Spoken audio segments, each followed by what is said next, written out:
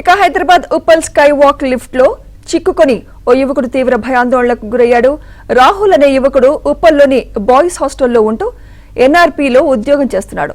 విధులు ముగించుకొని హాస్టల్కు వెళ్తున్న సమయంలో స్కై వాక్ నుంచి కిందకు దిగుతుండగా లిఫ్ట్ అకస్మాత్తుగా మధ్యలోనే ఆగిపోయింది. హైడ్రా అధికారులు, ఉప్పల్ పోలీసులు, ఫైర్ సిబ్బంది ఘటనా స్థలానికి చేరుకుని సహాయక చర్యలు చేపట్టారు.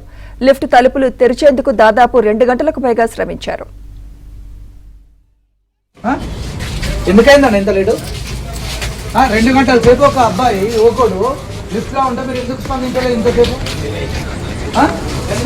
ఎందుకు స్పందించలేదన్న? 2 గంటల సేపు ఒక యువకుడు ఎందుకు స్పందించలేదు? మీరు ఏం మాట్లాడుతారు?